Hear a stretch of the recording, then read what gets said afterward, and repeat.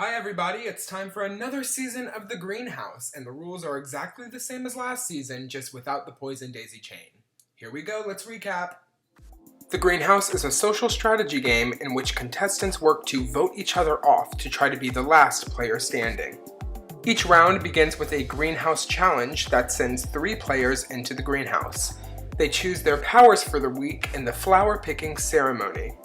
The powers help determine which player is eliminated each round. The powers either nominate or block votes at the banishment ceremony. Additionally, players collect seeds, which is an in-game currency. They could use these seeds at weekly auctions where they could buy safety in the game. Now that we have an overview of the game, here's a quick timeline of what a round of the Greenhouse game looks like. The round begins with a greenhouse competition in which the top 3 players enter the greenhouse. Those 3 players participate in the flower picking ceremony, which determines which power each greenhouse player gets. In the first half of the game, there's an additional seed immunity challenge in which non-greenhouse players can choose to compete for seeds or immunity. Then the sunflower and rose from the greenhouse nominate 3 players for banishment. After nominations, players participate in an auction where they can trade seeds with one another to try to buy safety. I'll go through the items up for auction later. After the auction, the remaining nominees are voted upon by the non-greenhouse players and the tulip. After each banishment, the cycle repeats itself. Players who are in the greenhouse are allowed to compete in the next week's greenhouse competition. The 3 powers in the greenhouse are the sunflower, tulip, and rose. The sunflower nominates first at each nomination ceremony.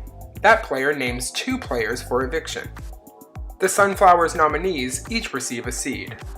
The rose nominates a 3rd player for banishment after the sunflower at each nomination ceremony. Additionally, the rose breaks ties at banishment votes.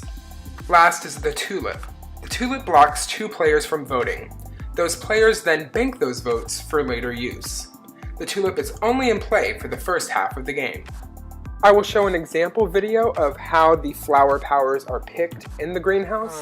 We will go in reverse order, and you will pick the powers that you want, and the higher ranked players can steal if they want that power. So Johnny, you came in 3rd. You have the first move. Would you like tulip, rose, or sunflower? Alright. Johnny picks the rose. You can go back. Oh, I can go back? Okay.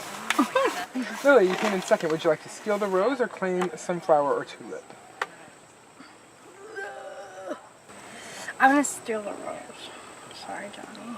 Alright, Lily steals the rose. I'm sorry, Johnny. Oh, yeah. Alright, I'm sorry. Johnny takes tulip. Gabby, will you steal or claim? I'm sorry, Johnny. Yeah, I knew it. Alright, Johnny, This is my vibe. take the sunflower. You're a sunflower. I love it. Before the top 9, each round, non-greenhouse players can compete for seeds or immunity. Players have a minute to choose whether they are competing for seeds or immunity. This decision is public, and the players in the greenhouse can see what the non-greenhouse players are competing for. So, for example, if a player is competing for immunity, they probably don't feel safe with the players who have nominating powers.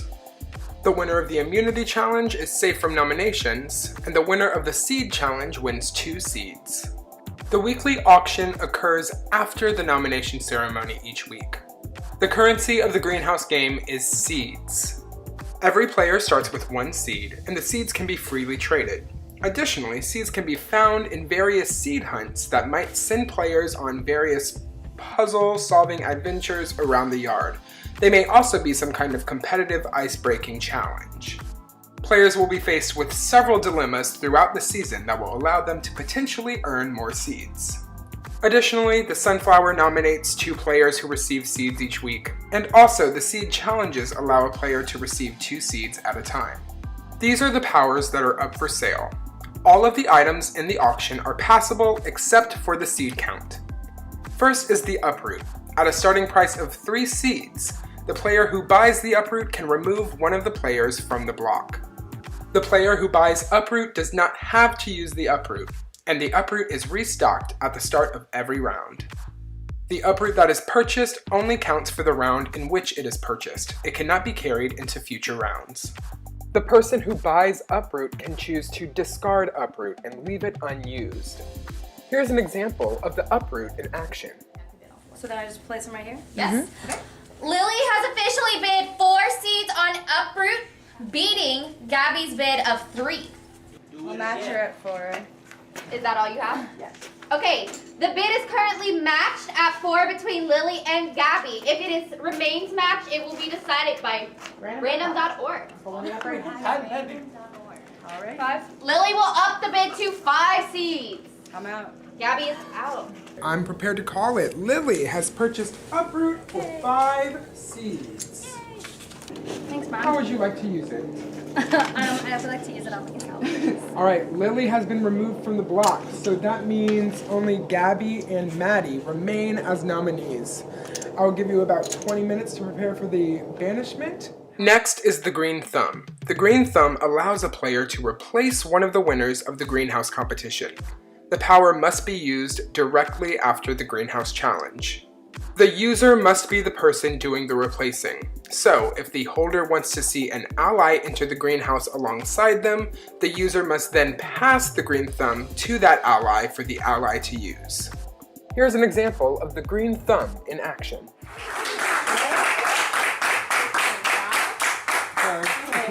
So cool. So before we go do the greenhouse flower picking ceremony, the green thumb is still active. It was not banished in the last banishment ceremony.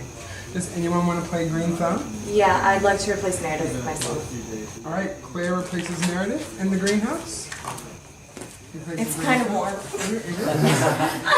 All right, so the official rankings for the week are first Claire, second Christian, third Brandon. The drought power is no longer active in the greenhouse game. We aren't really into it and no one has ever bought it, so kind of a flop. The next item is seed count, which can be purchased by any player at any time for 1 seed. When purchased, the player gets access to the Excel sheet where all players' seed counts are kept. It's an opportunity to have a snapshot of perfect information.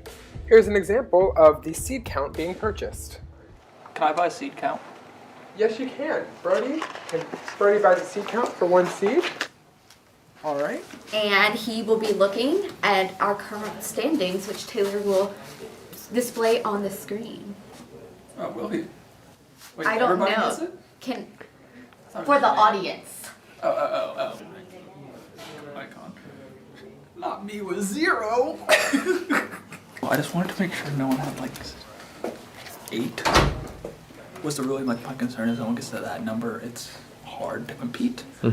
So my main thing was just making sure I understood where the power lies as far as seeds go and who has the power to next round basically. If someone were to go up, are they going to be able to pull themselves off? Now I can, if I win, I can make a decision based on, hey, this group is going to pull themselves off and this person can't match it, things like that.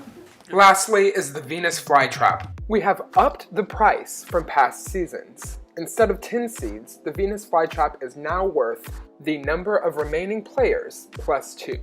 So, in the first round, when there are 14 players remaining, the Venus flytrap is worth 16 seeds as a starting price. At the top 8, the starting price will be 10. So, throughout the game, the price will be going down, making the flytrap more affordable. The player who successfully buys the Venus flytrap can banish the player of their choice, instantly. There is only 1 flytrap per game, and whenever the flytrap is used, the rest of the round in which it was purchased is cancelled. Here's an example of the flytrap being purchased. Before we close things up, does anyone have a bid to make? Yes? I like to bid for the Venus flytrap. All right. Bring him here. Let's count them. 1, 2, 3, 4, 5, 6, 7, 8, 9, 10. Lily has officially bid 10 seeds on the Venus flytrap. All right. Would anyone like to extend the time to try to outbid Miss Lily? Or just enjoy? All right, I'm going to call it. Congratulations, Lily. You have purchased the Venus flytrap and have virtually a gun. So, I will give you all at least 8 minutes to prepare for Lily's sole vote to banish, and I will see you at the first elimination where anyone can go. Except Lily. Except Lily. Cups, back on the cart, please. No hard feelings to this person. We are eliminating you because let me not just diffuse responsibility. I'm eliminating you because I see you as a significant threat and campaigner. And so I'm eliminating Jessica. Jessica, you have been banished from the greenhouse. Say your goodbyes and come with me. Remember, these are all starting prices, except for seed count. Whenever someone bids on an item, other players are allowed to pool their seeds to try to outbid other people.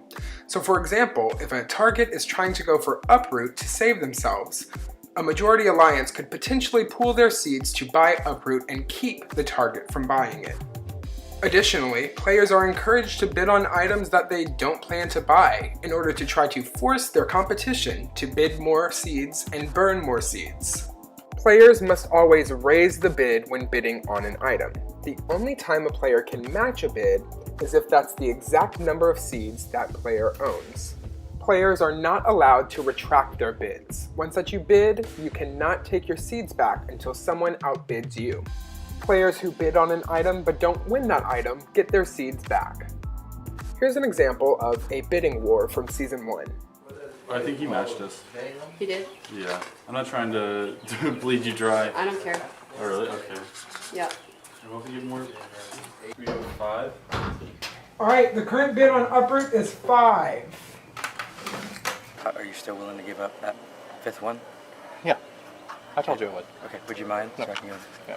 Thank you. I appreciate you sticking true to your word. Of course. Thank you. I think that they just pulled their two together because they figured they'd have a better chance against me than each other.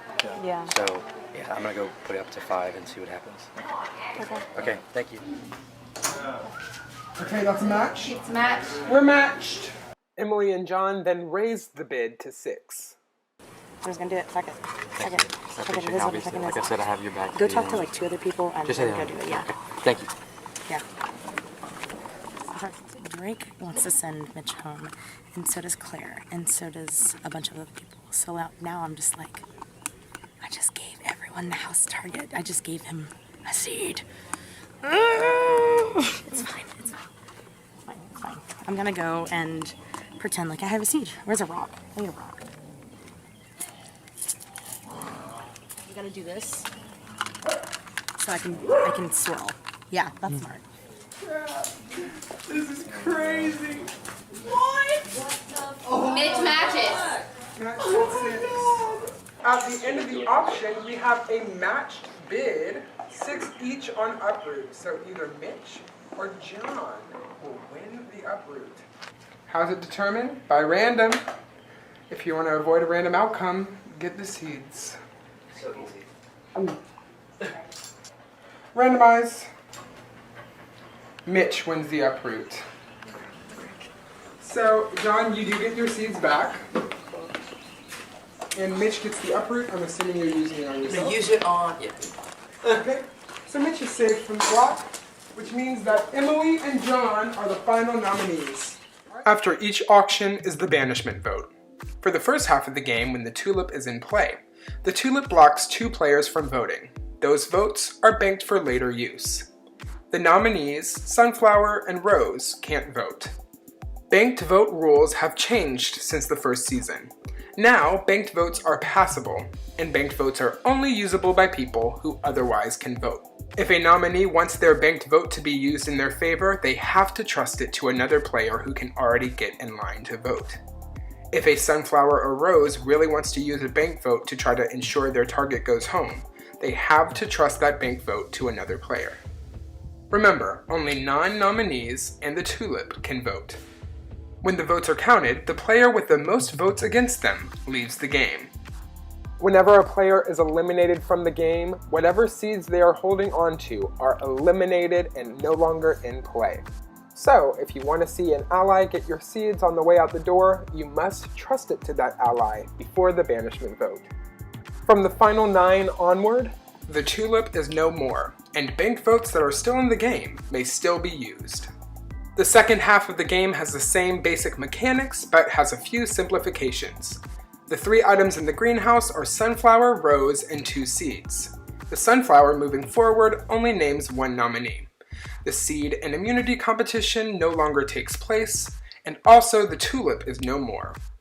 If the uproot is used, the flower that named that nominee names the replacement nominee. So if the sunflower's nominee is removed, the sunflower names the replacement, and that replacement gets a seed because it's the sunflower's nominee. The uproot works a lot like the power of veto of Big Brother.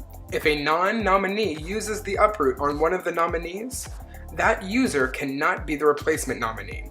Remember, uproot is passable, so if one of the nominees buys uproot, they're able to pass it to one of their allies and share immunity. But the sunflower and rose of each week is not able to compete in the next week's Greenhouse Challenge. Here's an example of a replacement nominee being named in the second half of the game. And Meredith, here's your uproot. Thanks for coming to the store. Thank you, Auction. Alright, so our two nominees are Brandon and Meredith, correct?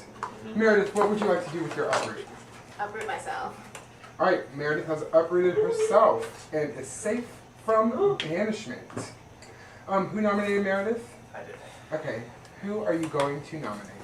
So this is the worst, possible scenario. I'm gonna have to backstab somebody, and it's not what I want to do or how I thought I was gonna come in and play this game at all. But at this point, I have literally no options. Lainey, I'm so sorry. Honey, I gave you your power. I understand, but I gave know. you your power. I had the power to take it away from you and possibly do this to you, and you're gonna. Okay, that's fine. I'm gonna stop talking. Alright, Lainey and Brandon are the final nominees. Prepare for banishment. The final 4-round challenges the finalists' abilities to manage their target level and put trust in one another.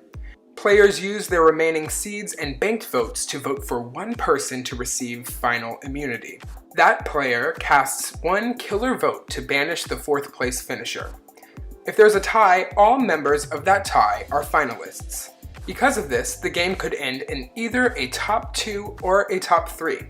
It's a top 2 if there's a tie between 2 players, and it's a top 3 if one person wins final immunity, or if there's a 3-way tie at the end. I won't go into the specifics of what happens if there's a 4-way tie because it's so difficult to see happen. Strong players who hope to survive this round need to make sure that they keep targets at the ready to take the fall during this round. The game of the Greenhouse ends with a jury vote of eliminated players. The eliminated players vote for a winner of the Greenhouse game. This season is a doozy. I cannot wait to share it with you, and we need to get it posted soon because we're filming All Stars in the very near future. So episode 1 could post as early as this Thursday. See you soon.